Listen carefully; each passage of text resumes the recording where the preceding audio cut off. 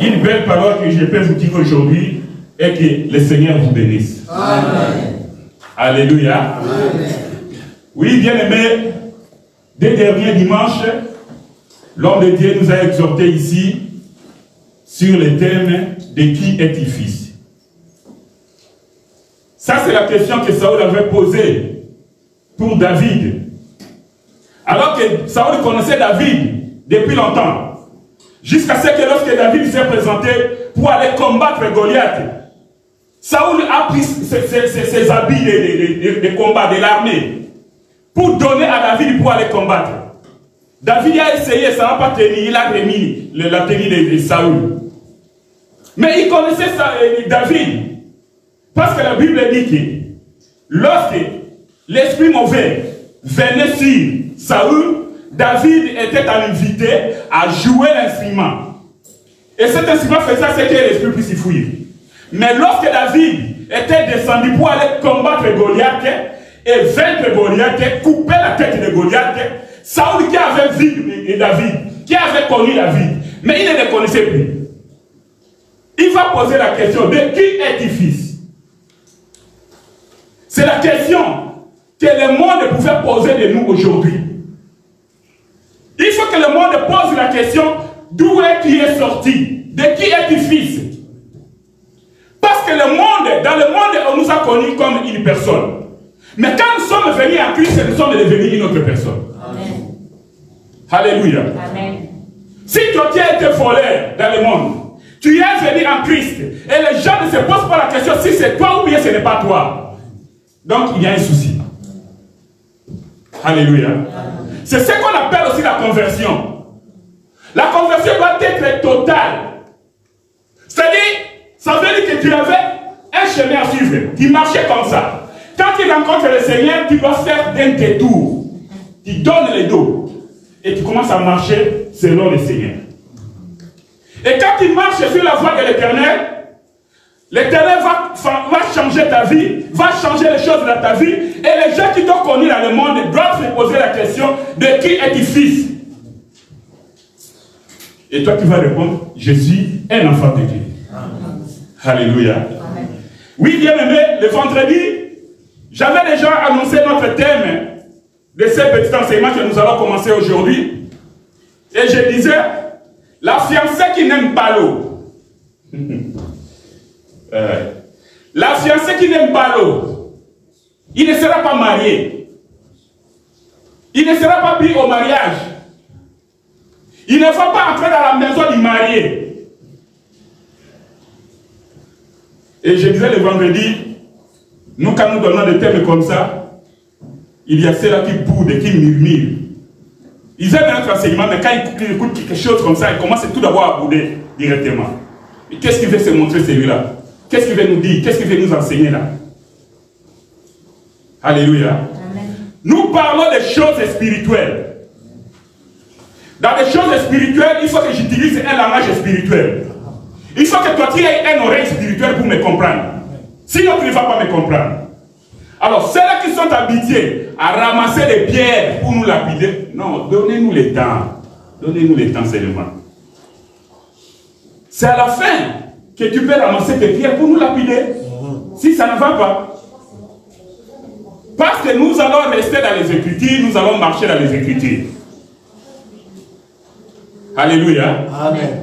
Donc, quand nous parlons, la fiancée qui n'aime pas l'autre ne sera pas pris au mariage ou bien ne sera pas mariée. Il faut nous comprendre que nous sommes en haut. Alléluia. Amen. Et quand je parle de fiancée ici, j'aimerais vous dire déjà l'introduction. La fiancée ici, ça ne dépend pas d'une femme mariée, d'une femme célibataire, d'une femme seule. Écoutez-moi bien. Que ce soit la jeune fille, que ce soit la femme mariée, que ce soit la divorcée, que ce soit la femme seule, que ce soit une fille fiancée. Tous, nous sommes dans ce groupe-là, de cette fiancée dont je vous parle ici. Alléluia. Amen.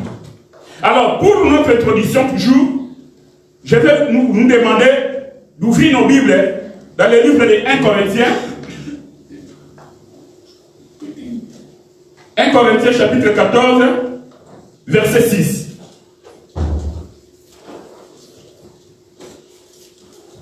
Frère, que nous prépare Isaïe 55, verset 8 à 9. Isaïe. Toi qui prépares Isaïe 55, le frère Denis nous lit 1 Corinthiens chapitre 14, verset 6. Je lis au nom de Jésus-Christ. Amen.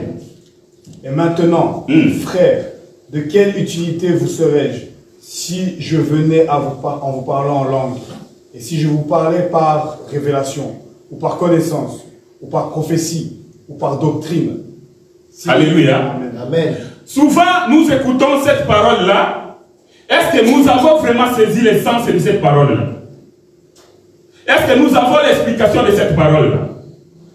J'aimerais t'aider aujourd'hui, parce que tu es de l'assemblée de jeudi, il faut que tu comprennes comment nous marchons, et quand nous parlons de tel langage, qu'est-ce que nous voulons dire exactement? C'est ce que nous allons faire tout au long de cet enseignement. Il y a des moments, je vais parler par révélation, par connaissance, par prophétie et par doctrine.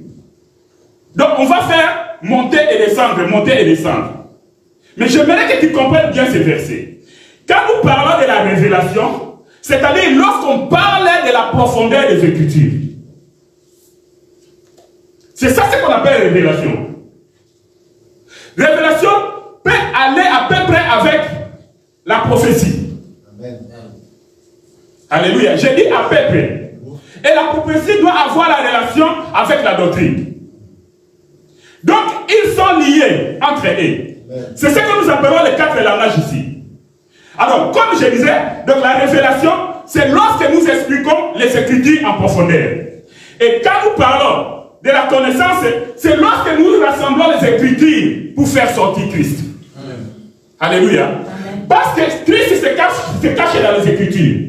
Voilà pourquoi nous disons dans cet évangile, si tu es venu prêcher ici, tu viens nous prêcher Ézéchiel, je ne sais pas, prophète, Élie ou consort. Si tu n'arrives pas à sortir Christ là-dedans, bien aimé, tu n'as pas encore prêché.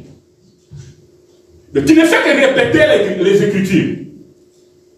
Pour que nous comprenions que tu as reçu les mandats et que tu prêches, tu nous prêches, il faut que, quand tu nous parles de la connaissance, il faut que tu puisses nous ressortir Christ. Alléluia. Amen. Et quand nous parlons un langage prophétique, c'est-à-dire quoi? C'est-à-dire que nous expliquons les Écritures par rapport au temps. Est-ce que quelqu'un me comprend ce matin? Amen. Lorsque nous parlons un langage prophétique, que frère, à quoi me sert si je venais à vous? Et sans vous parler, à révélation, par connaissance, par prophétie et par doctrine. Par prophétie, c'est-à-dire lorsque nous expliquons les Écritures par rapport au temps. Et quand nous parlons de la doctrine, c'est-à-dire quoi? C'est-à-dire que prendre la parole de Dieu et mettre en pratique, c'est-à-dire mettre dans notre vie. Alléluia. C'est-à-dire, quand nous parlons de la doctrine, c'est-à-dire prendre la parole crue et la consommer, donc l'appliquer dans notre vie. Alléluia. Frère Boïka, Isaïe 55. Isaïe 55, verset 8 à 9. Verset 8. Car mes pensées ne sont pas vos pensées, et vos voix ne sont pas mes voix, dit l'Éternel. Autant les cieux sont élevés au-dessus de la terre, autant mes voix sont élevées au-dessus de vos voix, et mes pensées au-dessus de vos pensées. Comme la pluie et la neige descendent des cieux, et n'y retournent pas sans avoir arrosé, fécondé la terre, et fait germer les plantes, sans avoir donné de la sémence au semeur et du pain à celui qui mange. Ainsi en est-il de ma parole qui sort de ma bouche. Tu peux t'arrêter là, bien-aimé. Je dis 8 à 9. Alléluia. Amen. Donc, les pensées de Dieu ne sont pas nos pensées. Voilà pourquoi nous avons toujours été contre. Car les hommes disent que non, la voix du peuple, c'est la voix de Dieu. Non. C'est du mensonge. Par rapport aux Écritures, la voix du peuple ne sont pas la voix de Dieu. C'est Esaïe qui nous témoigne. C'est l'Éternel lui-même qui parle. Il dit que de la même façon, les cieux sont séparés de la terre. C'est comme ça que sont des pensées de Dieu, séparées des nôtres. Tu peux penser comme tu veux. Et tu crois que non, comme tu penses comme ça, aller ici, et tu crois que Dieu est d'accord avec toi, que tes pensées, ce sont les pensées de Dieu. Non. Un enfant de Dieu, nous avons un seul chemin à suivre. Voilà pourquoi le Seigneur Jésus-Christ pouvait dire, je suis le chemin, la vérité et la vie. Quand tu suis le chemin de Jésus-Christ, tu ne peux marcher dans la vérité. Or, la vérité, c'est lui-même le Seigneur Jésus-Christ. Et quand tu marches dans la vérité, c'est alors que nous avons la vie. Et la vie éternelle. Amen. Donc, nos pensées ne sont pas les pensées de Dieu. Il dit, autant les cieux sont élevés au-dessus de la terre, autant mes voix sont élevées au-dessus de vos voix. Et mes pensées au-dessus de vos pensées. C'est pour cela, nous avons toujours l'habitude de le dire, lorsqu'un homme de Dieu passe devant, il commence à enseigner, il ne faut pas croire qu'un homme de Dieu qui a passé son temps dans la prière, en cherchant la face de Dieu, à préparer l'enseignement et à rechercher les révélations, pour que le Seigneur lui donne les révélations, que je viens de te prêcher ta vie. Si la parole sort et que tout ça touche ta vie, sache que c'est le Seigneur qui te parle. Quand la Bible déclare, le Seigneur parle tantôt d'une manière, tantôt d'une autre. Le Seigneur peut te parler à travers l'enseignement. Mais le Seigneur peut te parler aussi à travers des fous sur la rue. Est-ce que vous croyez à cela? Alléluia. Un fou, Dieu peut utiliser un fou et venir te parler. Ou bien te reprocher de quelque chose. Il parle tantôt d'une manière, tantôt d'une autre. Mais c'est seulement qu'un enfant de Dieu doit avoir un esprit de discernement pour comprendre quel est le message que le Seigneur veut me communiquer ici. Alléluia. Amen. Toujours dans l'introduction, avant d'aller plus loin, j'aimerais qu'on fasse appel à notre frère Moïse. Quand je dis on fasse appel à notre frère Moïse, ou bien je dis on va appeler les témoins, comprenez notre langage, c'est-à-dire nous allons lire les Écritures, nous allons lire Moïse. Amen. Amen. Nous avons appelé le frère Moïse dans le livre de Genèse, chapitre 1, verset 1 à 5.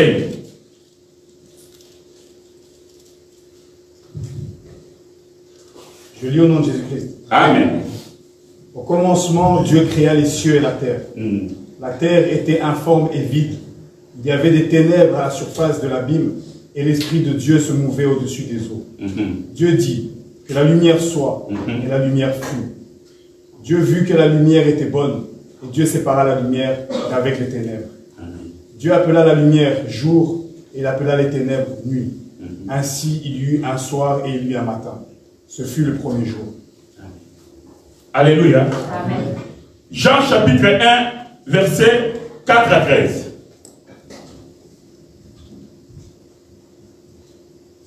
En elle était la vie, et la vie était la lumière des hommes. La lumière, lui, dans les ténèbres, et les ténèbres ne l'ont point reçu. Il y eut un homme envoyé de Dieu, son nom était Jean. Il vint pour servir de témoin, pour rendre témoignage à la lumière, afin que tous crût par lui. Il n'était pas la lumière, mais il parut pour rendre témoignage à la lumière. Cette lumière était la véritable lumière, qui en venant dans le monde éclaire tout homme. Elle était dans le monde, et le monde a été fait par elle, et le monde ne l'a point connue. Jusqu'à présent. Elle est venue chez les siens, et les siens ne l'ont point reçue.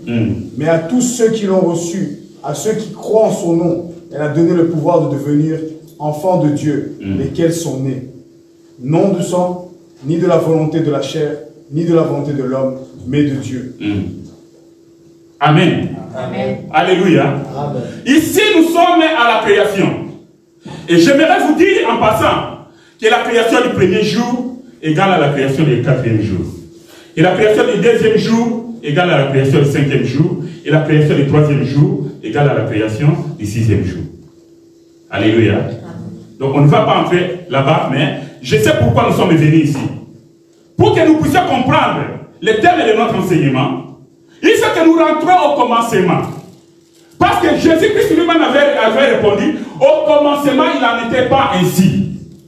Et nous servons un Dieu qui se répète dans les Écritures. Alléluia. Amen. Ici, la Bible dit que Dieu dit que la lumière soit. Et la lumière fut. C'est-à-dire quoi? C'est-à-dire, avant que la lumière vienne, il n'y avait que les ténèbres. C'est trop les ténèbres qui régnaient. Il a fallu que la lumière vienne pour chasser les ténèbres.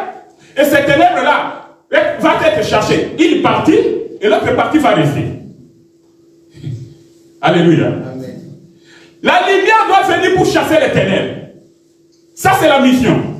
Mais les ténèbres, j'aimerais vous dire, c'est tout un monde. Amen. Les ténèbres, là, c'est tout un peuple. Et quand la lumière vient, la lumière se présente, les ténèbres doivent céder la place à la lumière.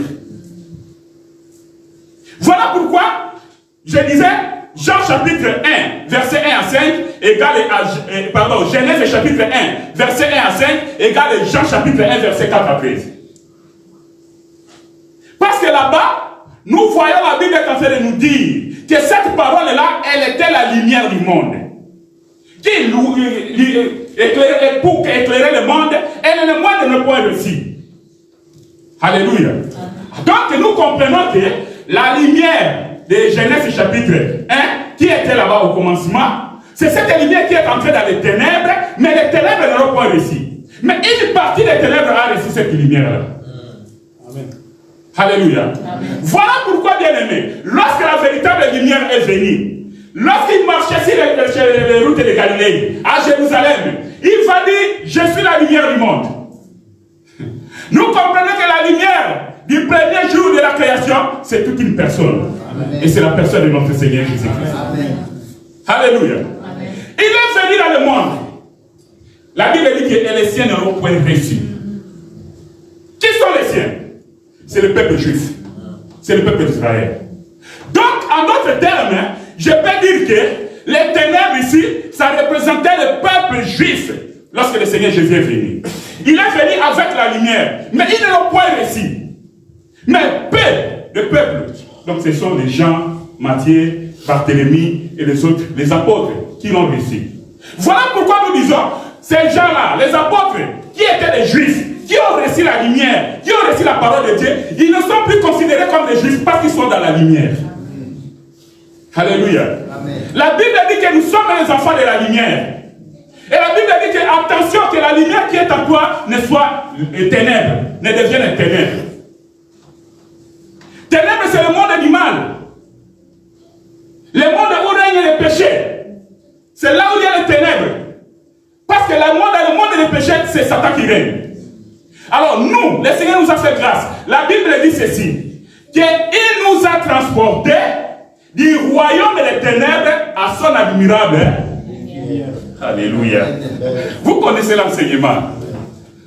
Alléluia. C'est le Seigneur qui nous a transportés. Nous étions dans le monde des ténèbres. Alors nous comprenons que Genèse chapitre 1, lorsque Dieu vient créer la lumière, c'est-à-dire qu'il y a un peuple qui était dans cette ténèbres-là, mais la lumière est venue nous éclairer.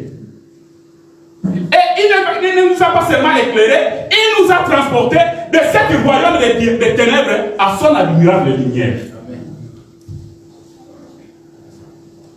Alléluia. Amen. Voilà pourquoi, bien aimé, Jésus-Christ, comme il est la lumière, et que nous l'avons reçu, nous avons cette lumière à nous. Et il va dire, vous êtes la lumière du monde. Alléluia. Nous sommes la lumière du monde. Et nous sommes les sels de la terre. Normalement, c'est nous qui éclairons le monde. Qui dirigeons le monde. Le vendredi, on est en train de partager ici. Et j'ai parlé des images que moi j'ai vues, comment envoyer dans les réseaux sociaux. Le monde va de mal en pire, bien aimé. Et nous avons lu Apocalypse chapitre 13, à partir du 16e jusqu'au 18e verset, là où la Bible nous parle de la bête. Bien aimé, le monde va très mal. Il y a ceux-là qui savent, qui connaissent. Et j'aimerais te dire, t'informer, te rappeler, que d'ici 2025, nous sommes en 2024, ils vont retirer petit à petit. Ils vont parler, ils vont annoncer. Il ne faut pas faire beaucoup. Comprenez bien, parce que si nous arrivons en 2025 et nous continuons à utiliser les billets de banque, vous allez dire, non, Papa Mobembo, tu nous avais menti, tu nous avais dit ceci. Il y a tout un plan qui est fait par ces gens-là. Quand je parle de ces gens-là, vous comprenez, non? Voilà. Les décideurs de ce monde. Ils ont fait un plan pour que Apocalypse 13 soit bien appliqué lorsque l'Antichrist viendra. Et ils sont en train de préparer les terrains. Donc, dans la vie où on voit les choses, petit à petit, ils cherchent comment retirer l'argent liquide que nous retirons dans des machines ici. Ils vont retirer ça petit à petit jusqu'à un certain moment, il n'y aura plus question de l'argent liquide. Et nous avons dit le vendredi, pourquoi ils vont faire cela? Et maintenant même, ça a déjà commencé. Dans nos cartes de chèque repas, lorsqu'on nous a donné, quand il va, tu ne peux pas retirer l'argent devant la machine. Je ne sais pas aujourd'hui, l'autre jour j'ai dit, ils ont envoyé un message que tu peux retirer quelque chose 50 €. Mais c'était, tu peux utiliser seulement la carte. Et tu ne peux qu'acheter à manger. Mais c'est mon argent que vous m'avez donné. Laissez-moi faire de mon argent comme je veux, non? Alors, vous commandez, vous m'avez donné de l'argent. Alors, vous encore, vous commencez à me commander avec mon argent. Est-ce que c'est normal, ça? Voilà pourquoi les transactions vont commencer à se faire par des cartes bancaires. Et ça a déjà commencé. Je vous informe. Je disais le vendredi que nous sommes des sentinelles. Quand nous voyons l'ennemi venir, nous voyons quelque chose venir, nous devons alerter le peuple de Dieu. Alléluia. Maintenant, tu dois faire les transactions par carte bancaire. Dans les bus, on nous a déjà mis des machines. Les chauffeurs ne perçoivent plus l'argent liquide. Vous savez cela? C'est ça le début de ces choses-là. À l'hôpital, ils acceptent encore. Tu payes à monnaie ou bien par carte. Je vous dis petit à petit, à partir de 2025, je répète, ils vont maintenant commencer à annoncer cela officiellement. Parce qu'ils savent que la Bible dit dans Apocalypse chapitre 13, à partir du 16e jusqu'au 18e verset, que personne ne saura ni vendre ni acheter si tu n'as pas la marque de la bête. Or, pour t'empêcher d'acheter et de vendre, ils doivent contrôler l'économie. Ils doivent contrôler ton économie. Tu n'as plus de pouvoir sur ton économie. Tu as de l'argent, mais tu n'as pas le pouvoir sur cet argent que tu as dans ton compte. Pour ne pas te permettre d'acheter. Et à ce moment-là, il y aura soit tu reçois la marque, soit tu ne reçois rien. Parce que lorsqu'ils vont enlever l'argent liquide, nous allons commencer à faire des transactions. D'ailleurs, il y a déjà, comment s'appelle l'application là? SendSend. Il y a une application SendSend. Oui, c'est ça. Donc, on fait les transports de téléphone à téléphone, de l'argent. Vous n'avez pas entendu parler de ça? Mais ça, c'est en Afrique. Partout en Afrique, maintenant, c'est ça qui est au top. Même tu es ici, il y a des gens qui font de l'Europe à l'Afrique. Par téléphone. Tu n'as pas besoin d'aller en agence. Il y a des applications qui sont sorties. Tu fais ton frère qui est en Afrique, au Congo ou quoi, je ne sais pas. Il suffit qu'il ait, par exemple, le compte de téléphone Orange, je ne sais pas, n'importe quel réseau. Mais là, ils ont des comptes qui permettent de faire les transferts. Ici en Europe, moi j'ai déjà fait ça. Dans mon compte, j'entre dans mon application ici, et là, je dis, bon, je vais envoyer 200 €. J'entre, je mets le numéro de la personne qui est en Afrique, j'envoie. À la seconde, la personne elle reçoit. Vous voyez dans quel niveau la technologie nous amène. La technologie est belle, est bonne. Mais, nous, en tant qu'enfants de Dieu, nous devons toujours être éveillés. Rester éveillés. Alléluia. Amen. Pour que tu ne puisses pas acheter ni vendre, il faut que tu ne puisses pas avoir les moyens. Et pour que tu ne puisses pas avoir les moyens, donc voilà pourquoi ils vont prendre l'économie, ils vont dominer l'autorité, le pouvoir sur l'économie. Alléluia. Amen. Nous sommes dans le monde, mais nous ne sommes pas de ce monde.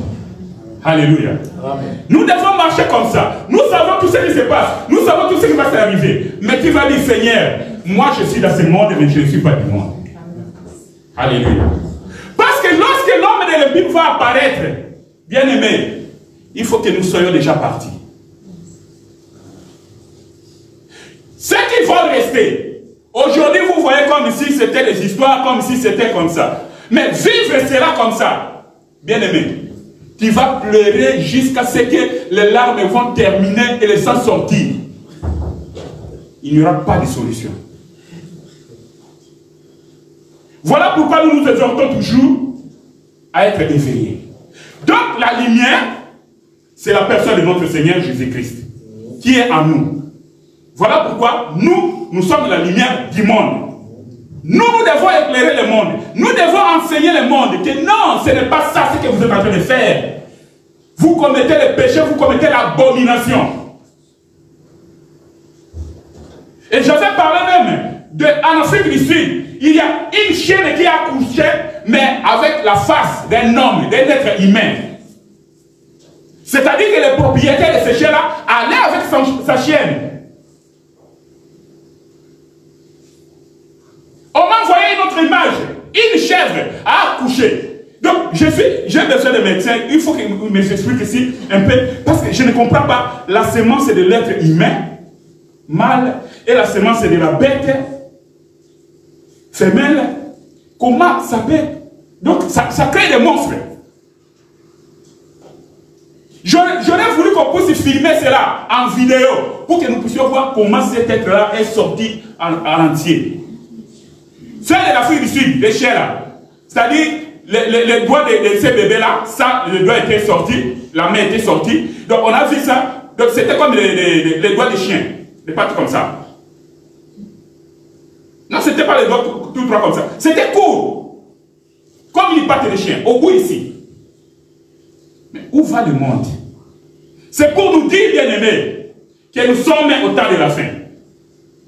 Nous sommes cette génération-là qui est en train de vivre l'accomplissement de la prophétie. Le retour de notre Seigneur Jésus-Christ. Le signe du temps de la fin. Voilà pourquoi nous devons toujours rester éveillés. Et veillons que notre lampe, notre lumière ne s'éteigne pas. Amen. Alléluia. Amen. Frère Denis, Genèse chapitre 2, verset 6 à 8. Mais une vapeur s'éleva de la terre et arrosa toute la surface du sol. L'Éternel Dieu forma l'homme de la poussière de la terre. Il souffla dans ses narines un souffle de vie, et l'homme devint un être vivant. Puis l'Éternel Dieu planta un jardin en Éden, du côté de Genèse chapitre 2, verset 6. Ok, continue. Puis l'Éternel Dieu planta un jardin en Éden, du côté de l'Orient, et il y mit l'homme qu'il avait formé. L'Éternel Dieu fit pousser du sol des arbres de toute espèce, agréables à voir et bons à manger, et l'arbre de la vie au milieu du jardin, et l'arbre de la connaissance du bien et du mal. Amen. Alléluia. Frère Boyka, Apocalypse chapitre 17, verset 15. Apocalypse chapitre 17, verset 15. Oui.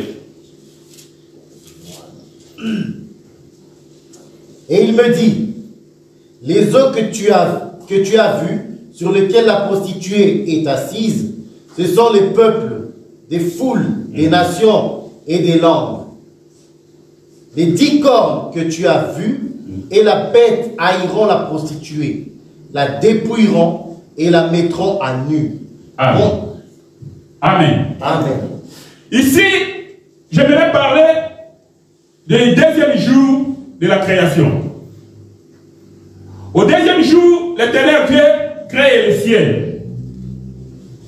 Il crée le ciel et la Bible dit qu'il sépara les eaux d'en bas et les eaux d'en haut. Alléluia. C'est ici que petit à petit nous allons maintenant entrer dans notre enseignement. Dans ce passage, la Bible dit que Dieu sépara les eaux d'en bas avec les eaux d'en haut. C'est-à-dire, au départ, les eaux étaient ensemble. Dieu vient, il crée les ciels. Les ciels, son travail c'était de venir séparer les eaux. Il faut qu'il y ait des eaux qui restent en bas et qu'il y ait des eaux qui soient au-dessus du ciel. Alléluia. Amen. Comme je vous ai dit, Dieu c'est un Dieu qui se répète dans la Bible. Or, Dieu, lorsqu'il était en train de créer les eaux, lorsque Dieu va prendre la décision de séparer les eaux, mais écoute, il y a des eaux qui sont déjà là. Mais pourquoi Dieu a jugé encore bon de séparer, qu'il y ait des eaux qui soient en bas et d'autres eaux soient au-dessus? C'est-à-dire, c'était une création, un mouvement prophétique que Dieu est en train de faire. Alléluia. Amen. Et j'aimerais te dire que les eaux que l'Éternel Dieu est en train de séparer ici, ce sont les deux peuples. Ce sont les deux peuples que Dieu est en train de séparer ici. Alléluia. Amen. Voilà pourquoi, dans Apocalypse chapitre que nous venons de lire avec le frère Boïka, la Bible dit que les eaux que tu as vues, la mer, là, ça représente quoi? Les peuples, les nations et les langues. Ah. Donc ici nous comprenons que les eaux, ça représente tout un peuple. Et ce peuple-là est séparé en deux. Nous avons les peuples qui sont au-dessus dans les ciels et nous avons le peuple qui est en dessous. Ah. Donc nous comprenons que lorsque Dieu est en train de séparer les eaux ici, n'est rien d'autre que la bénédiction d'Abraham. Alléluia. Amen. Qu'est-ce que Dieu dit à Abraham? Abraham sort dehors. Abraham qui sort dehors. Et Abraham regarde le ciel. Qu'est-ce que tu vois? Abraham dit, je vois les étoiles. Il dit, c'est ainsi que c'est comme ça que ça sera sa descendance. Il dit, va auprès de la mer. Abraham va auprès de la mer. Il regarde. Qu'est-ce que tu vois là? Compte les sables. Abraham dit que je ne peux pas compter. Dieu dit que c'est comme ça que ça sera ta descendance. Ah. Donc nous comprenons que ici Abraham a des postérités. Amen. Alléluia. Amen. Il y a une postérité céleste et il y a une postérité terrestre. Ah. Donc quand nous rentrons dans le livre de Genèse, nous comprenons que quand Dieu est en train de séparer les eaux, c'est-à-dire il est en train de séparer la postérité d'Abraham. Amen. Alléluia. Amen. Il y a un peuple du ciel et il y a un peuple terrestre. Alléluia. Amen. Et ici, quand nous parlons des peuples terrestres, nous parlons d'Israël physique. Et quand nous parlons des peuples célestes, c'est toi et moi. Amen. Alléluia. Amen. Parce que nous sommes venus du ciel, bien-aimés. Voilà pourquoi, lorsque le docteur a l'habitude de dire que moi, je ne suis pas de ce monde. Je ne suis pas humain. Et je ne suis pas noir. Peut-être que les gens ne le comprennent pas. Et moi, je me dis que non, je ne suis pas chinois. Alléluia. Amen. Oui. Parce que nous sommes un peuple céleste. Tu me vois ici noir. Tu me vois ici congolais. Tu me vois africain. Parce que nous sommes en pèlerinage. En pèlerinage, là, il y a un mélange. On se rencontre beaucoup de races, beaucoup des hommes et consorts. Il n'y a pas de souci. Mais attends seulement qu'on passe ce pèlerinage. Hein? Après la mort. Alors je vais te poser la question. Dis-moi maintenant, je suis de quelle race? Alléluia. Amen. Voilà pourquoi nous sommes le peuple céleste. Nous sommes venus ici en mission. Nous sommes en pèlerinage. Nous sommes pour un temps et nous allons passer, nous allons rentrer dans la maison là où nous sommes sortis. Amen. Alléluia. Amen. C'est le peuple d'Israël. Avant d'aller en esclavagisme en Égypte, les peuples d'Israël habitaient déjà Canaan. Alléluia. Ils habitaient déjà Canaan. Parce que Dieu avait promis et il avait donné Canaan à Abraham. Le pied d'Abraham ont foulé la terre de Canaan. Et Dieu dit que je vais donner ça à sa descendance.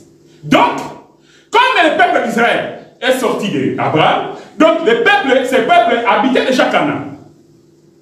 Mais Dieu avait déjà prophétisé cela. Que tes enfants iront en esclavagisme.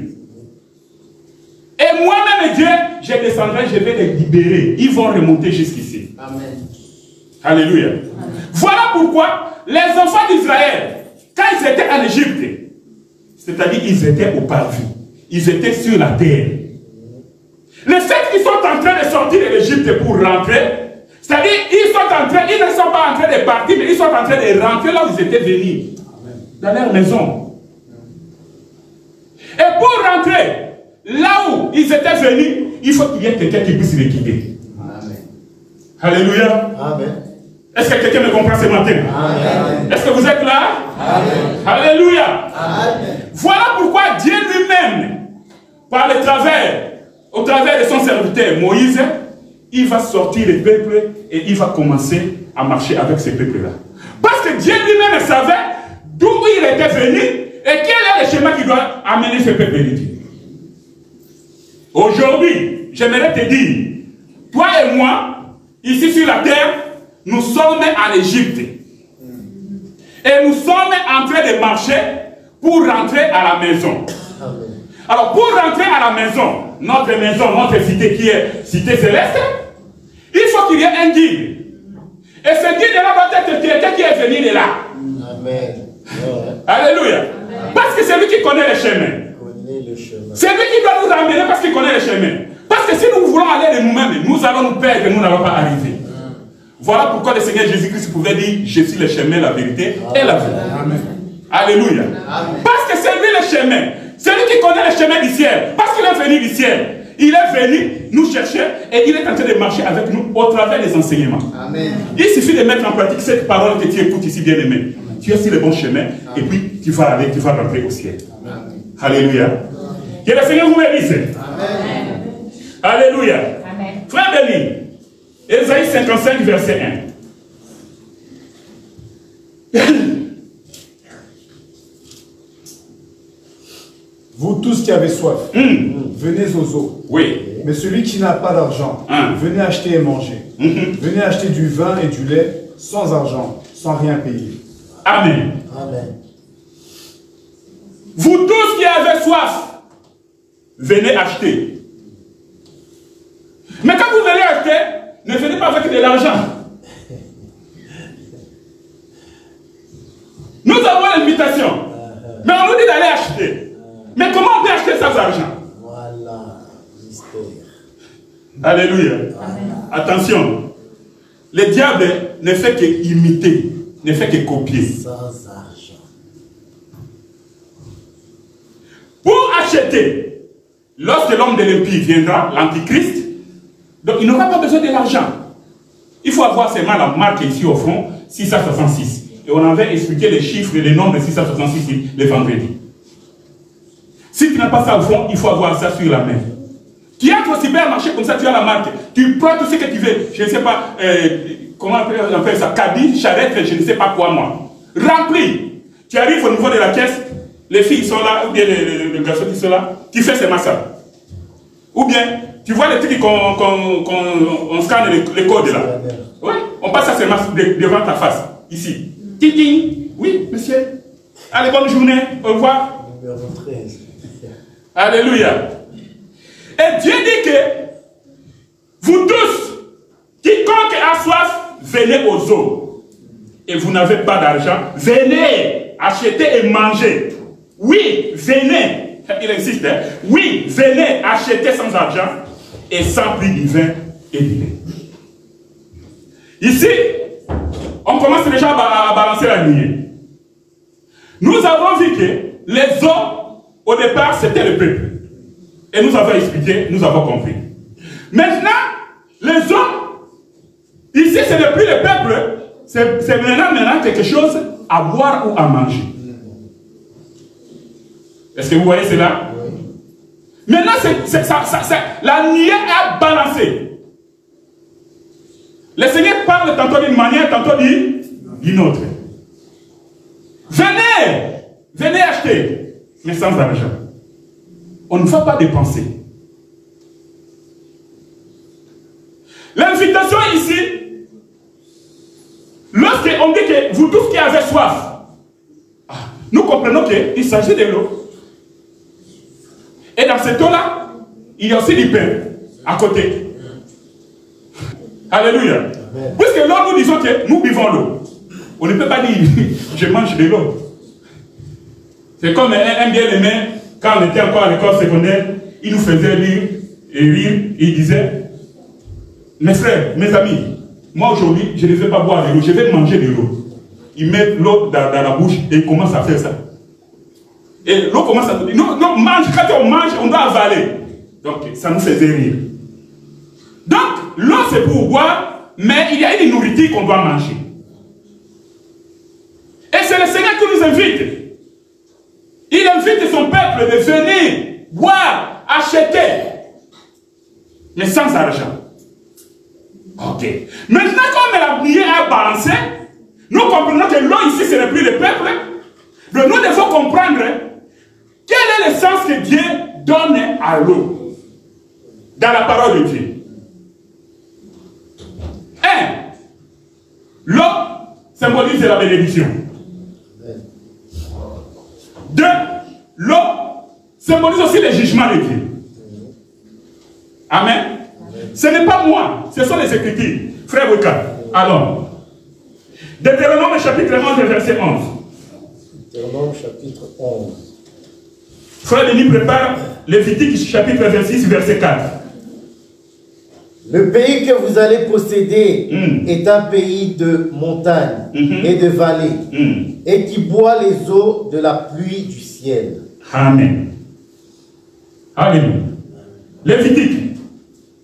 Je vous enverrai des pluies en leur saison. La terre donnera ses produits. Et les arbres des champs donneront leurs fruits.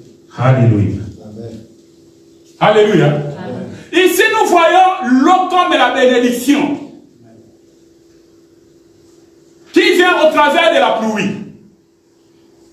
Les gens qui font de l'agriculture, qui sèment, qui font des champs, ils sont contents lorsque la pluie tombe. Alléluia. La sécheresse n'est pas une bénédiction. Parce que dans la sécheresse, les produits ne vont pas pousser. Même si tu plantes, ça ne va pas pousser. Même si ça pousse, ça ne peut pas croître. Même si ça croît, ça ne peut pas donner les fruits comme tu attends.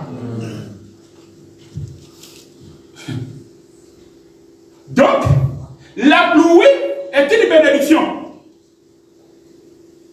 Le frère Weka, dans le passage qu'il a eu d'Esaïe, il a dit que mes paroles, il en est ainsi de mes paroles. C'est comme la pluie qui vient des cieux, qui descend sur la terre et ne peut pas rentrer auprès de moi sans accomplir la mission pour laquelle je l'ai envoyé. Sans donner du pain au semeur. C'est ça, la bénédiction. L'eau symbolise la bénédiction que Dieu nous a donnée. Mais nous allons comprendre lorsque nous entrons maintenant dans le développement. L'eau, je disais que ça symbolise aussi le jugement. Comment l'eau, qui est la bénédiction, peut devenir aussi le jugement de Dieu. Alléluia. Genèse chapitre 7, verset 21 à 23.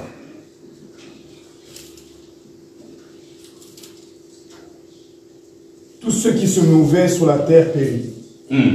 Tant les oiseaux que les bétails et les animaux, tous ceux qui rampaient sur la terre et tous les hommes. Tous ceux qui avaient respiration, souffle de vie dans ses narines et qui étaient sur la terre sèche moururent. Tous les êtres qui étaient sur la face de la terre furent exterminés, depuis l'homme jusqu'au bétail, aux reptiles et aux oiseaux du ciel. Ils furent exterminés de la terre et il ne resta que Noé et ceux qui étaient avec lui dans l'arche. Amen. Alléluia. Amen. Bien-aimés, ici, comme nous avons compris avec Esaïe, que l'eau ici, c'est la parole de Dieu. Je crois que vous commencez maintenant à comprendre, à voir de la lumière. Quand je disais que la fiancée qui n'aime pas se laver, qui n'aime pas l'eau, ne sera pas pris au mariage. L'hiver vient de passer. Il y a des bien-aimés qui ne voulaient pas se laver. Il y a des bien-aimés qui se levaient le matin comme ça. Ah, il fait trop froid. Ah non. Il va là-bas. Le chauffage ne manque pas. Il n'y a pas de l'eau chaude. Ah, là. Le parfum. Il sort. Et il rentre le soir. Des fois, il va même dormir sans se laver. Mais ici, je parle bien de la fiancée.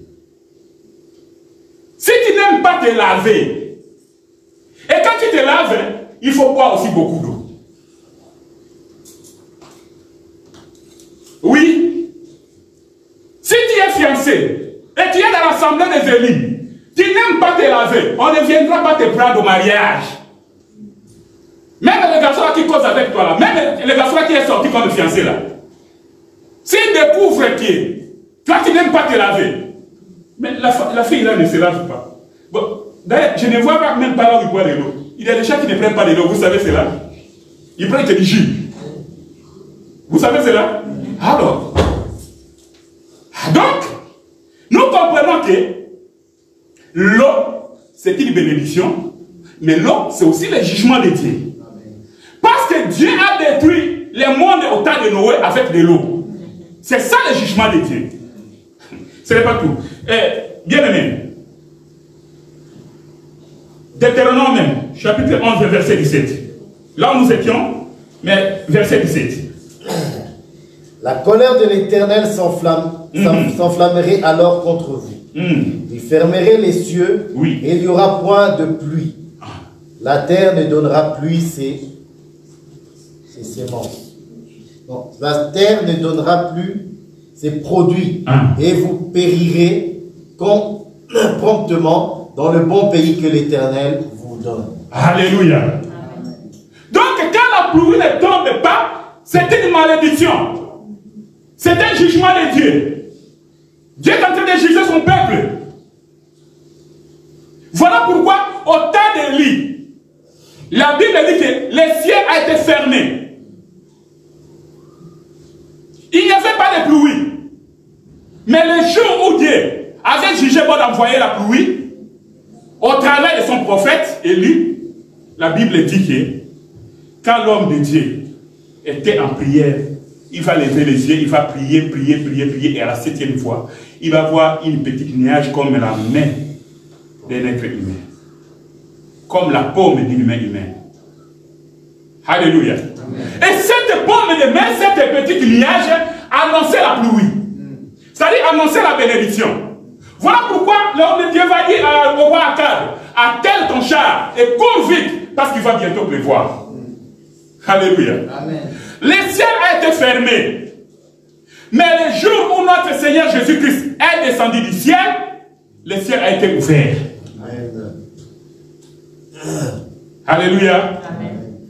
Et le jour de la Pentecôte, lorsque le Saint-Esprit est descendu, la Bible dit qu'il est descendu sur la tête des apôtres comme des flammes de feu. C'était une pluie qui est en train de tomber. Alors, si nous comprenons que la parole, ici, l'eau représente la parole de Dieu, cette parole que nous écoutons ici, c'est une bénédiction pour nous. Mais vous devez savoir qu'un jour, cette même parole va nous juger. Amen. Alléluia. Amen. Cette parole qui est pour nous aujourd'hui la bénédiction, parce que nous avons le Seigneur Jésus-Christ. Je vais l'expliquer un peu ici bien. Je vais vraiment descendre, je vais entrer pour que vous puissiez me comprendre. Le Seigneur Jésus-Christ est venu du ciel. Il est descendu sur la terre. Il est descendu comme la pluie. Et comme il est descendu comme la pluie, comme lui, il est le grain de ses neveux, il faut qu'il puisse mourir. Et pour qu'il soit mort, pour qu'il soit arrosé, pour que lorsque ça germe et ça puisse produire beaucoup de fruits. Le Seigneur Jésus-Christ, comme une semence qui vient mourir ici, entre dans la terre. Et quand il ressuscite, il était seul. Mais quand il ressuscite, lorsqu'il va envoyer le Saint-Esprit, il va se multiplier. Parce que les apôtres qui avaient reçu le Saint-Esprit, c'est-à-dire qu'ils avaient reçu le Seigneur en eux maintenant. Et vous avez reçu l'enseignement ici. Quelle est la différence? L'Esprit avec, l'Esprit sur et l'Esprit en. temps des apôtres, l'Esprit ne venait plus sûr. L'Esprit maintenant est en nous. Voilà pourquoi nous invoquons pas le Saint-Esprit. Parce que nous avons le Saint-Esprit en nous. Amen. Alléluia. Amen. Nous avons le Saint-Esprit en nous. Alors, toute jeune fille qui n'aime pas l'eau, on ira pour le mariage. On ne va pas te prendre au mariage. Il y a des mouvements qui vont se faire ici. Soit tu commences par te laver et boire l'eau. Ou bien soit tu commences par boire l'eau et puis te laver. Alléluia. Je vais l'expliquer.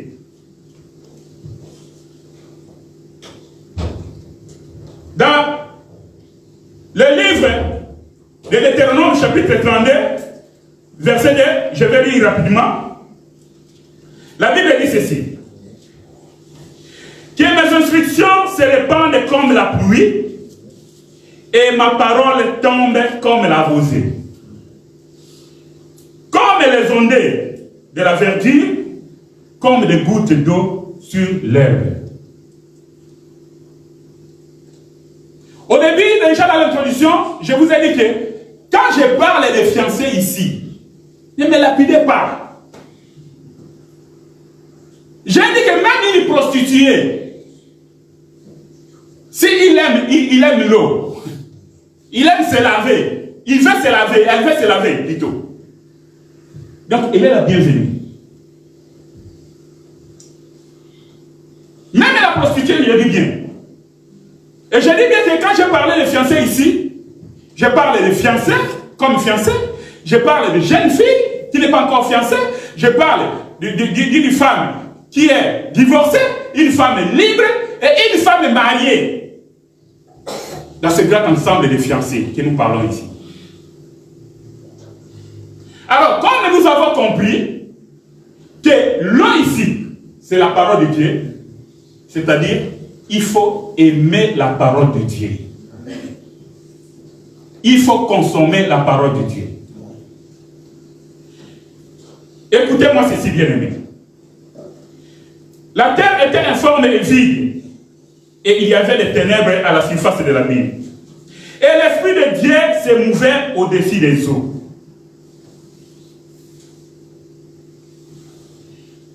Au début, nous avons vu que les eaux, c'était le peuple. Mais quand la Bible dit qu'au commencement, l'Esprit de Dieu se mouvait au-dessus des eaux, ça veut dire quoi?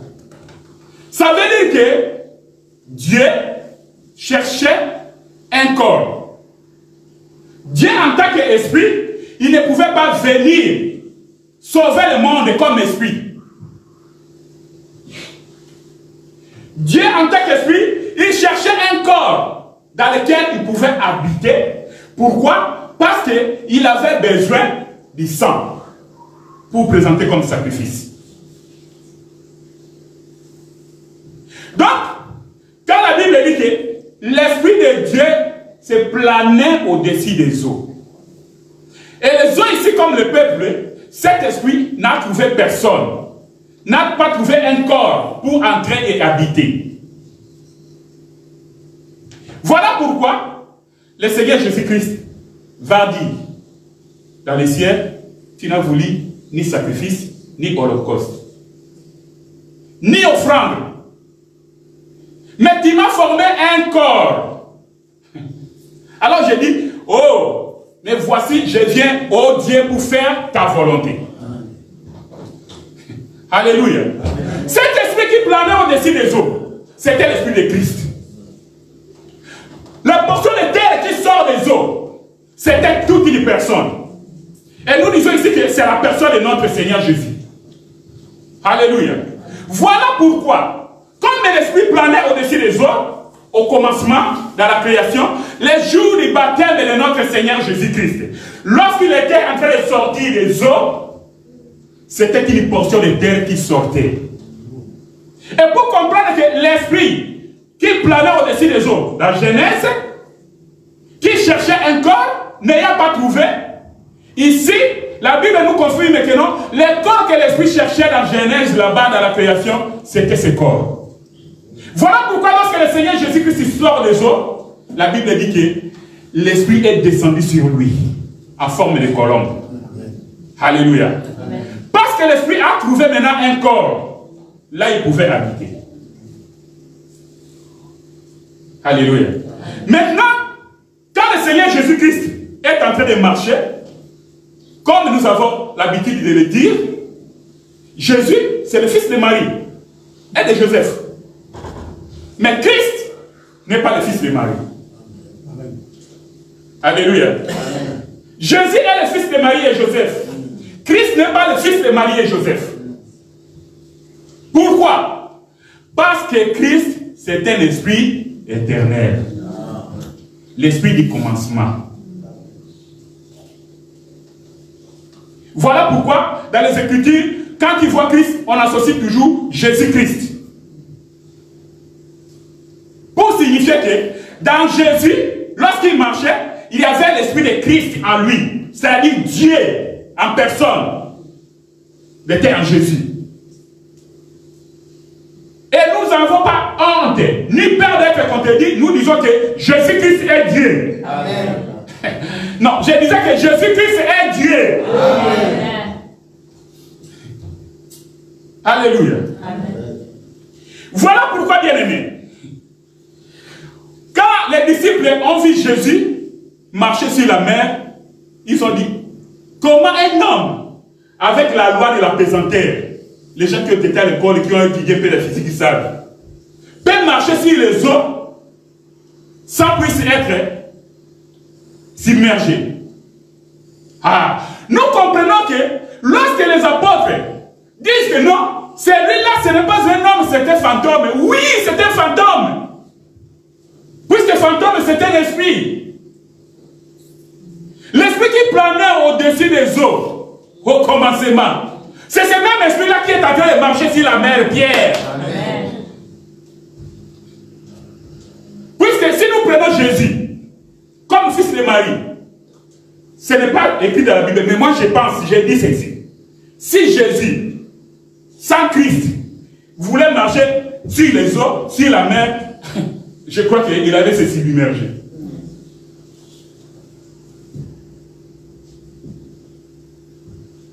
Parce que nous comprenons que quand Jésus marche sur les eaux, ce n'est pas Jésus, fils de Marie, qui marche sur les eaux, sur la mer. C'est l'esprit qui est en Jésus-Christ qui marche sur la mer.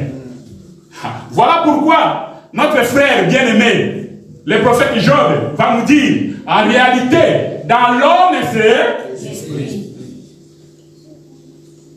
Voilà. Comme toi et moi, nous sommes là, bien-aimés. Nous sommes véritablement des esprits. Amen. Mais qui habitent dans un corps. Ce corps, c'est rien. C'est de la poussière, ça. Si vraiment on pouvait nous montrer comment les asticots, lorsque nous mourons, après 3-4 jours, vous n'avez pas vu les cadavres qui sortent des eaux, hein, des mers, des mers ou bien des océans. Quand quelqu'un meurt. Donc, moi, comme vous me connaissez là, cette figure-là, après 3-4 jours dans l'eau, vous n'allez plus me reconnaître. Dans l'eau, regardez, la figure là, ça devient ici, comme ça. Les yeux, on ne peut même pas, donc méconnaissable. La chair, c'est rien. Voilà pourquoi nous disions le vendredi, quand la Bible dit que homme aura pour ennemi les gens de sa propre maison. Oui. Dans la doctrine, dans la vie réelle, nous avons aussi des ennemis dans nos maisons. Ton mari, ta femme, tes enfants, les membres de ta famille peuvent se soulever contre toi. Mais quand la Bible dit, sur le plan spirituel, que l'homme aura pour ennemi les gens de sa propre maison. Or, la Bible nous dit que notre corps est le temple du Saint-Esprit.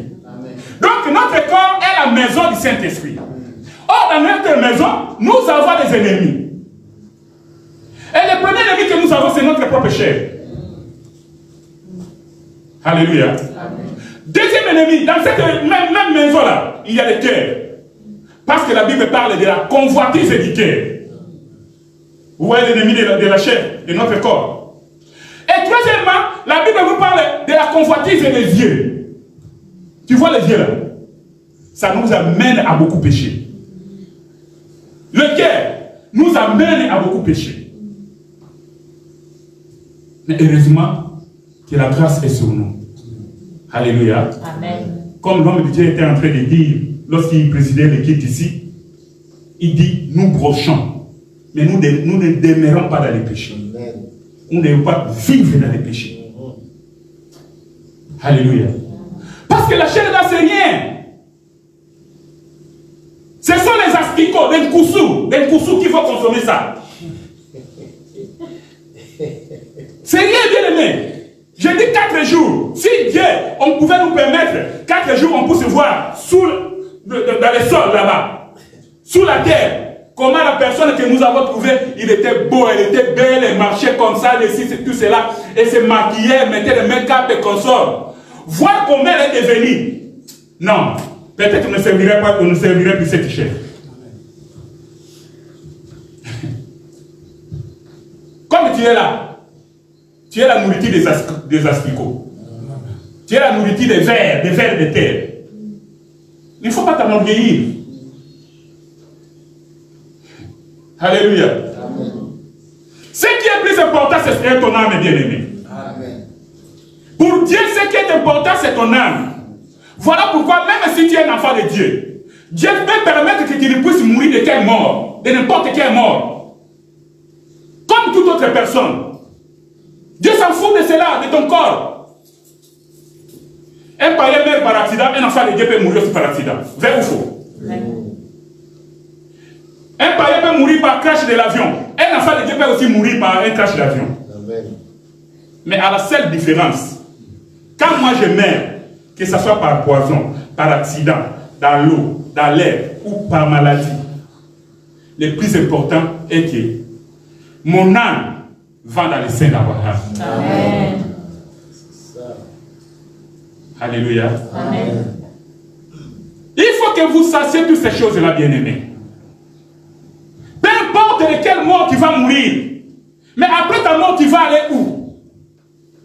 Et j'aimerais te dire, bien-aimé, si tu meurs, tu ne vas pas dans les seins d'Abraham. Sache-le bien que tu ne vas pas manquer le lien de tourment. Ça, c'est comme, j'ai entendu un homme de Dieu dire que est ratakate. Alléluia. Ça ne peut pas rater. Si tu rates le ciel, sache-le bien, l'enfer, tu ne vas pas rater. Alléluia. Mais la volonté de Dieu est que nous tous, nous soyons sauvés. Amen. Amen. Amen. Que le Seigneur vous bénisse. Amen.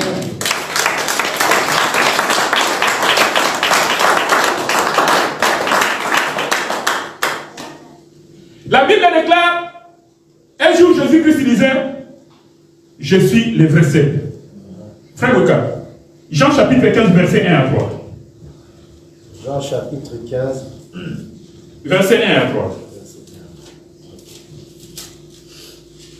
Je suis le vrai cep, et mon père est le vigneron. Tout sarment qui est en moi et qui ne porte pas de fruit, il le retranche. Et tout sarment qui porte du fruit, il l'émonde, afin qu'il porte encore plus de fruits. Amen. Amen. Je suis le cep. Mon père est le vigneron. Le cep, c'est toute une plante. Je peux te dire, c'est tout un arbre. Pour qu'un arbre puisse grandir, puisse donner des branches, et que les branches puissent produire des fruits, il a besoin d'une chose. C'est de l'eau. Alléluia. C'est de l'eau. Quand Jésus-Christ dit ici que non, je suis le cep. Vous êtes les branches. mon père est le vigneron. Les propriétés de la vigne, c'est son père. Mais lui, qui est le cep, il est en même temps l'eau. Parce que c'est le cep qui donne la vie, la sémence, la sève, pardon, aux branches. Pour que les branches puissent porter des fruits. Amen. Voilà pourquoi, quand tu reçois la parole de Dieu, la Bible dit que nous devons produire les fruits dignes de la repentance. Alléluia. Parce que nous sommes des branches qui sont connectées avec le cep. Et notre mission est de produire des fruits. Tout simplement qui ne porte pas de fruits, la Bible dit que mon père va les couper et les jeter au feu. Tu peux venir à l'église, tu écoutes la parole, tu écoutes les enseignements. C'est bien. Mais est-ce qu'il y a des fruits de la repentance? Est-ce qu'il y a les manifestations du fruit du Saint-Esprit?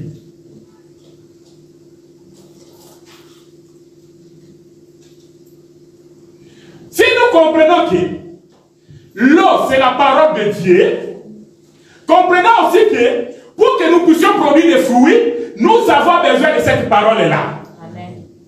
Tous les jours. Il faut manger, il faut boire.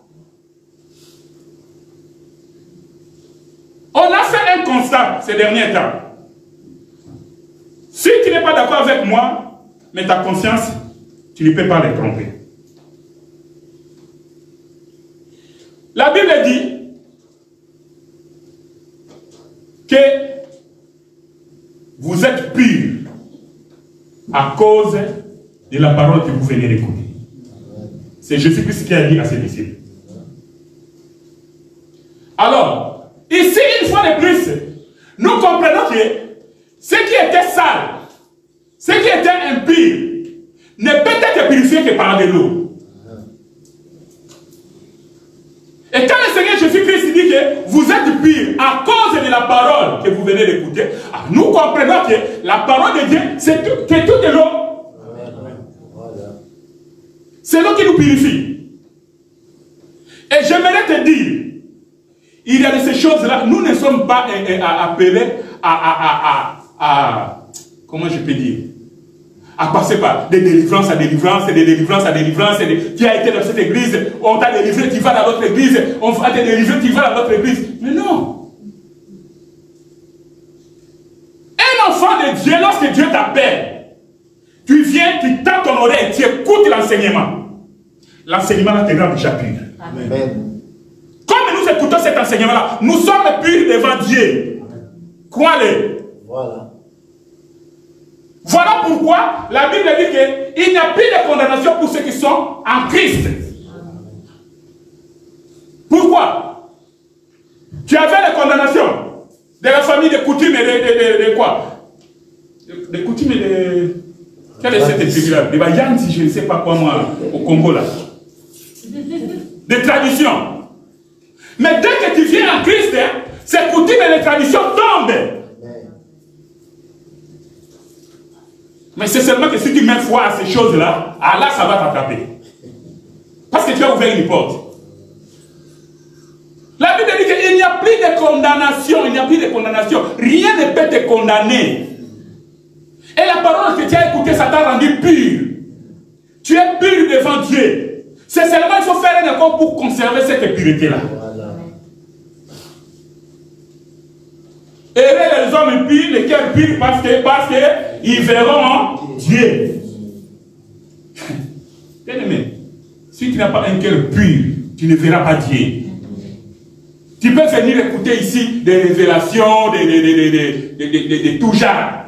Des enseignements, que ce soit moi, que ce soit le bien-aimé qui prêche ici, que ce soit docteur prêche ici des révélations. Mais si ton cœur n'est pas pur, tu ne verras pas Dieu. Alléluia. Amen.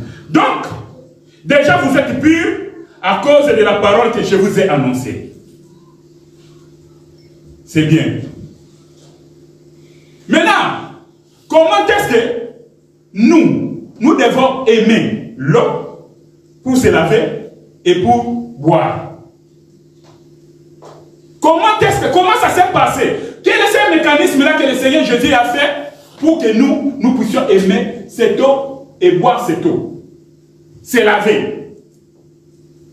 Nous allons vérifier dans les Écritures. Juge chapitre 6.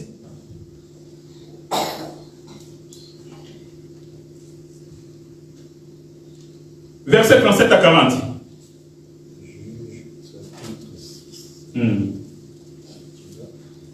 Je lis au nom de Jésus-Christ. Amen. Voici, je veux mettre une toison de laine dans l'air. Si la toison seule se couvre de rosée et que tout le terrain reste sec, je connaîtrai que tu délivreras Israël par ma main, comme tu l'as dit. Et il arriva ainsi. Le jour suivant, il se leva de bon matin, pressa la toison et fit sortir de la rosée qui tomba de l'eau pleine d'une coupe. Gédéon dit à Dieu, que ta colère ne s'enflamme point contre moi, et je ne parlerai plus que cette fois. Je voudrais seulement faire encore une épreuve avec ta toison. Que la toison seule reste sèche et que tout le terrain se couvre de rosée. Et Dieu fit ainsi cette nuit-là. La toison seule resta sec et tout le terrain se couvrit de rosée. Amen. Alléluia.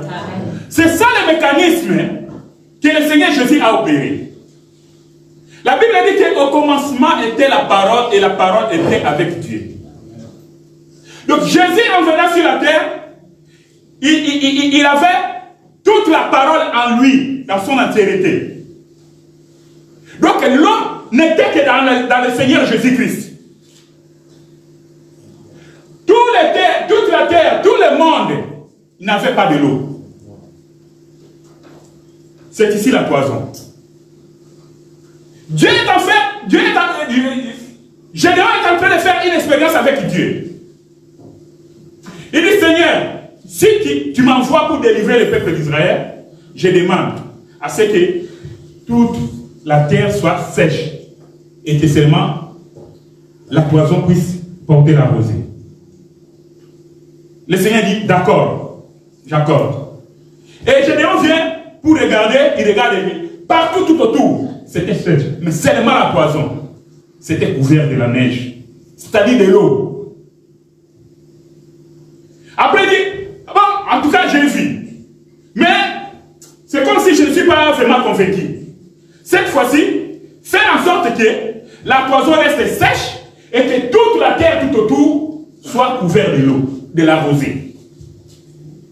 Gédéon va, il revient, il trouve tel qu'il avait demandé à Dieu et Dieu l'a fait. C'est là où Gédéon a compris que oui, je comprends maintenant que tu m'as envoyé pour délivrer le peuple d'Israël. Ça veut dire quoi? La toison que nous voyons ici que Gédéon demande, qui est remplie d'eau, de la rosée, n'est rien d'autre que la personne de notre Seigneur Jésus-Christ. Il était le seul qui avait la parole. Il était le seul qui avait l'eau en lui. Maintenant, il doit passer par un processus, par une procédure. Il va suivre une procédure.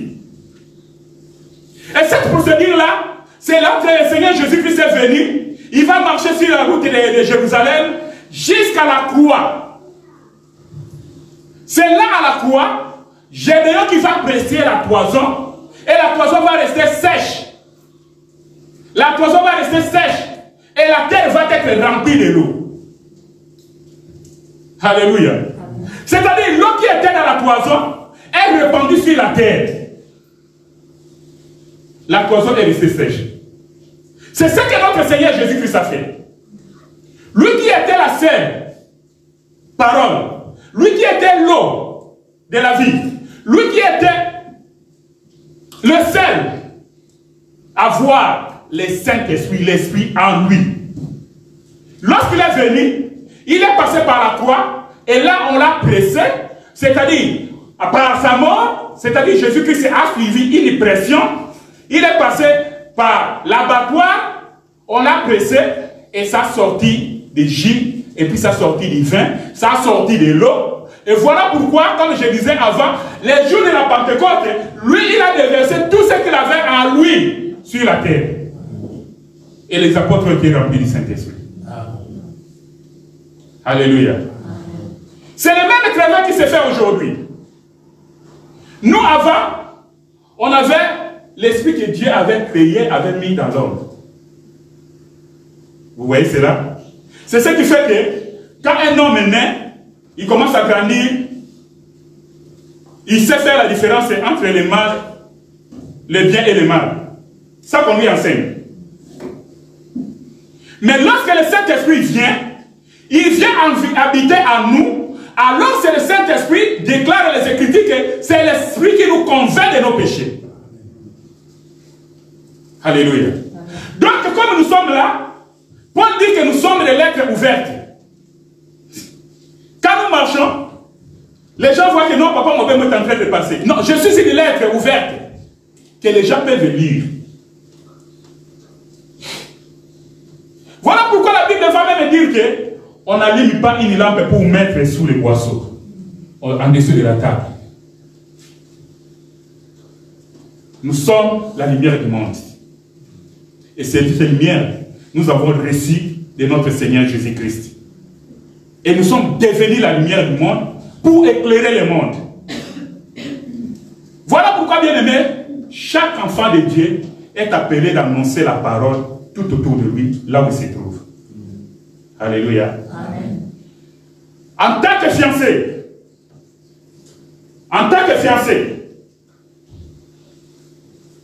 j'aimerais maintenant préciser, parce qu'il y a des gens jusque-là, peut-être en ligne, ils ne me comprennent pas.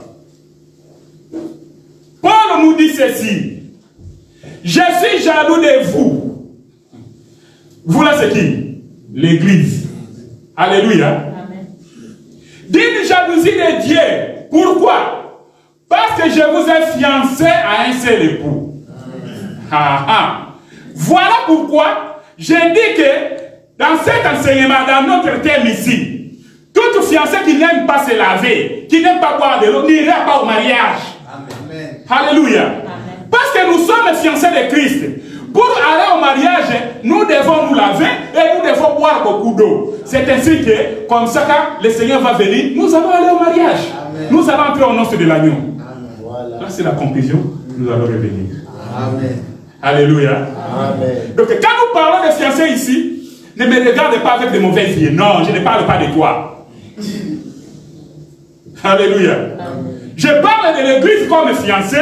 Et cette église doit aimer la parole de Dieu. Tu dois boire la parole de Dieu, c'est-à-dire que tu dois méditer la parole de Dieu jour et nuit. Que ce livre de la loi ne s'éloigne pas de tes lèvres, médite-le nuit et jour, c'est alors qu'il y aura le succès. Amen. Alléluia. Amen. Et quand nous parlons de se laver ici, tu peux commencer à écouter la parole de Dieu, qui est à l'église, comme nous sommes là. Il y a des bien-aimés qui viennent à l'église, ils écoutent la parole de Dieu. Mais en ce qui concerne le baptême, vos états de baptême là, bon, je ne suis pas encore convaincu. Oui, c'est bien beau. Mais j'aimerais te dire, tu es en train de boire de l'eau. Continue à boire. Mais il faut que le Seigneur te convainque pour que tu te laves aussi. Amen. Alléluia. Amen. Puisque le baptême, c'est une institution divine. Le baptême, c'est une porte qui nous ouvre pour aller au ciel. Alléluia. C'est la doctrine. Et la doctrine, nous devons l'appliquer comme telle. Bientôt, le soleil va arriver, l'été va arriver. C'est là où nous organisons le baptême. Si tu es ici, tu écoutes la parole, tu écoutes cet enseignement. Tu n'as pas encore reçu le baptême, venez nous voir après. C'est très important pour ta vie spirituelle. Alléluia. Donc, toute fiancée, la fiancée doit boire beaucoup de l'eau. Et la fiancée doit se laver. Si tu as commencé par te laver, alors tu dois boire beaucoup d'eau. Pourquoi? Je vais terminer ici. Ces derniers temps, vous savez que beaucoup de gens, même les enfants de Dieu, passent plus de temps dans des réseaux sociaux, TikTok, WhatsApp, Facebook, comme quoi, je ne sais pas. Examine-toi toi-même. Combien de temps tu passes devant les réseaux sociaux? Et combien de temps tu as le temps pour lire la parole de Dieu?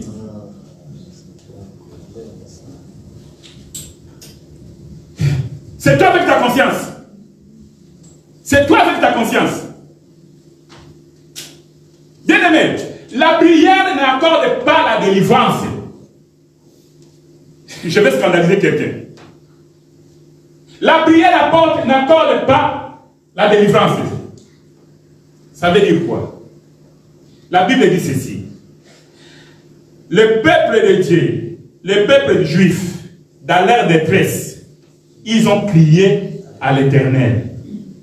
Et l'Éternel leur a envoyé sa parole, et cette parole les a guéris. Alléluia. Amen. Quand je dis que Dieu, la délivrance ne vient pas de la prière, ça veut dire quoi? C'est-à-dire que quand tu pries, il faut prier conformément à la parole de Dieu. Donc, pour que tu puisses prier facilement, il faut avoir rempli de la parole de Dieu. Quand on donne un sujet de prière, qu'il ne faut pas manquer de mots bien-aimés. Ça va sortir. Parce que tu es devenu une source. Ça va couler bien-aimé. Voilà pourquoi, lorsque nous faisons la délivrance, nous venons seulement avec la parole au nom de Jésus-Christ de Nazareth. Amen. Alléluia. Amen. Je comprends pourquoi Pierre et Jean, qui avaient mangé Jésus-Christ le jour de la Sainte Seine, la Bible dit qu'ils ont mangé le pain qui était là. Jésus, il a béni le Seigneur, il a brisé le pain, il a donné aux apôtres. Lorsqu'il a donné le pain aux apôtres, les apôtres ont mangé du pain. Il ne restait plus rien. C'est-à-dire, comme ça symbolisait le corps de notre Seigneur Jésus-Christ, c'est-à-dire Jésus-Christ a disparu. Alléluia.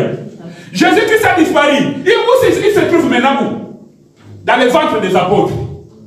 Dans la vie des apôtres.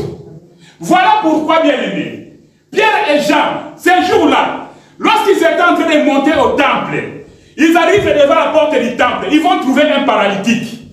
La Bible dit que Pierre et Jean vont fixer ce paralytique. Et Pierre va prendre la parole pour dire, l'homme, écoute-moi bien, je n'ai ni or ni argent pour te donner, mais ce que j'ai, je te le donne. Amen. Au nom de Jésus, lève-toi et marche. Alléluia. Ce que Pierre a communiqué, c'est Jésus-Christ qui était en lui. Or, Jésus-Christ, c'est la parole. C'est-à-dire cette parole qui est sortie de Pierre, c'est cette parole qui a fait se lever le paralytique. Amen. Alléluia. Amen. C'est comme ça que nous sommes aujourd'hui bien-aimés. La personne qui aime la parole de Dieu, qui a la parole de Dieu en lui. Or, la parole de Dieu, c'est toute une personne. Lorsque la trompette va sonner, ceux qui sont remplis de la parole de Dieu, ce sont ceux-là que l'esprit de l'enlèvement va tirer. Et nous allons monter pour aller aux noces de l'agneau avec le Seigneur. Nous allons célébrer le mariage. Et que le Seigneur vous bénisse. Amen.